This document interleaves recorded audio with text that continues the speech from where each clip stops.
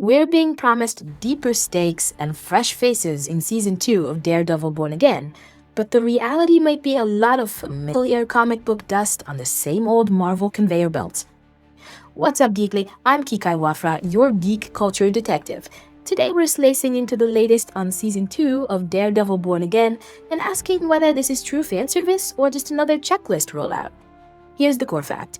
Actor Tony Dalton confirmed he's returning as Jack Duquesne for Season 2.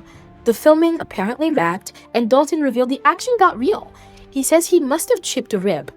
2 or 3 weeks I was in bed. I had bruises all over me. This follows announcements that Season 2 is scheduled for March 4th, 2026 on Disney Plus and will consist of 8 episodes. Why do we care? Because the street-level corner of the Marvel Studios universe only works for fans if it respects the gritty roots, the moral gray, and the payoff of characters who mean something, not just cameo quotas. Bringing back Duquesne could mean more depth, or it could mean ticking the tie back to Hawkeye box and moving on. The question is, does it serve the story and the fans, or does it just serve the brand? Here's what I uncovered. What's the PR saying? We're bringing back characters, going bigger than before, the fans will love it. Dalton says, I did a bunch of action stuff, those guys go hard. Fine, it sounds promising. But what's the reality? Duquesne's role in Season 1 was minor and underused. In Hawkeye, he had swashbuckling potential. In Born Again Season 1, he was wealthy and vaguely vigilante adjacent. That's a downgrade for fans who remembered the comics. We don't know yet if his return means a meaningful arc or just another, and now you'll see this character again moment. The bigger concern, returning characters safe instead of bold. If the push is more familiar names in action sequences rather than new directions or risks, then we're in lazy fan service land. My personal take, yes, I'm glad they're upping the action and bringing back a character with potential, but I'm skeptical that this alone means the show is respecting the culture.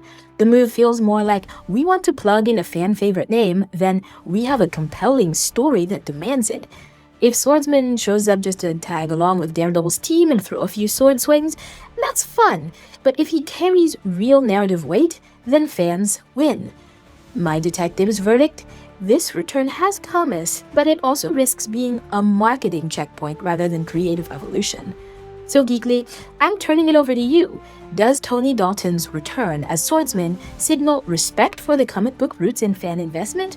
Or is it just another corporate tie-in move to boost hype? And that's a wrap, Geekly. We've navigated the warp tunnels of cinema and landed safely on Planet Spoilers.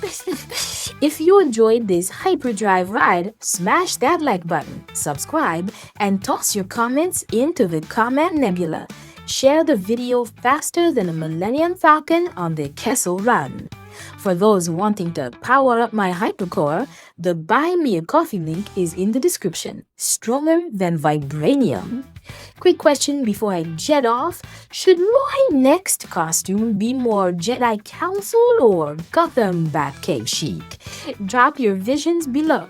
Catch you next week for another Geek Alert. This was Kikai Wafra for NewsGeekly.